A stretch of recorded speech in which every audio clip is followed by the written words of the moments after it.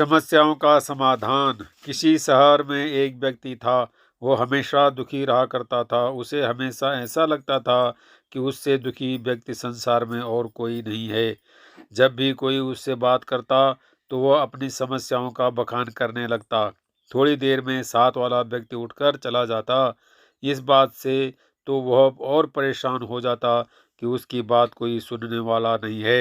एक दिन उसे पता चला कि शहर में कोई महात्मा आने वाले हैं जिनके पास सभी समस्याओं का समाधान है। यह जानकर वह महात्मा के पास पहुंचा। उस महात्मा के साथ हमेशा एक काफिला चला करता था जिसमें कई ऊंट भी थे। महात्मा के पास पहुंचकर उस व्यक्ति ने कहा, गुरुजी, मैंने आपका बड़ा नाम सुना है कि आप सभी समस्याओं का समाधान करते हैं। मैं बहुत दुखी व्यक्ति हूँ। मेरे इर्द गिर्द हमेशा बहुत सारी समस्याएं रहती हैं। एक को सुलझाता हूँ तो दूसरी पैदा हो जाती है। मैं अपनी आप बीती किसी को सुनाता हूँ तो कोई सुनता ही नहीं है। दुनिया बड़ी मतलबी हो गई है। अब आप ही बताइए क्या करूँ। महात्मा ने उसकी बातें ध्यान से सुनी और कहा, भाई, मैं अभी तो बहुत थक गया हूँ, परंतु कल सुबह मैं तुम्हारी समस्या का समाधान अवश्य। इस बीच तुम मेरा एक काम कर दो। मेरे ऊँटों की देखभाल करने वाला आदमी बीमार है। आज रात तुम इनकी देखभाल कर दो।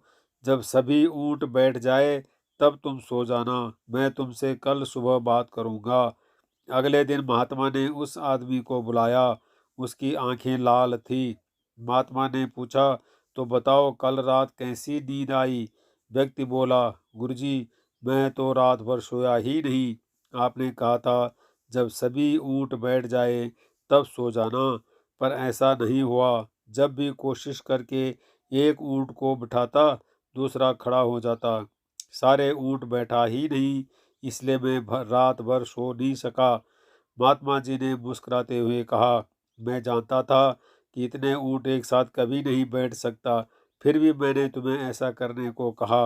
यह सुनकर व्यक्ति क्रोधित होकर बोला, महात्मा जी, मैं आपसे हल मांगने आया था, पर आपने भी मुझे परेशान कर दिया। महात्मा बोले, नहीं भाई, दरअसल यह तुम्हारे समस्या का समाधान है। संसार के किसी भी व्यक्ति की समस्या इन ऊँटों की तरह ही है। एक खत्म होगी तो दूसरी खड़ी हो जाएगी। अतः सभी समस्याओं के खत्म होने का इंतजार करोगे तो कभी भी चैन से नहीं जी पाओगे। समस्याएं तो जीवन का ही अंग है। इसे महसूस करते हुए जीवन का आनंद लो। जीवन में सहज रहने का यही एक उपाय है। दुनिया के किसी भी व्यक्ति को तुम्हारी समस्याएं सुनने में कोई दिलचस्पी नहीं है, क्योंकि उनकी भी अपनी समस्याएं हैं।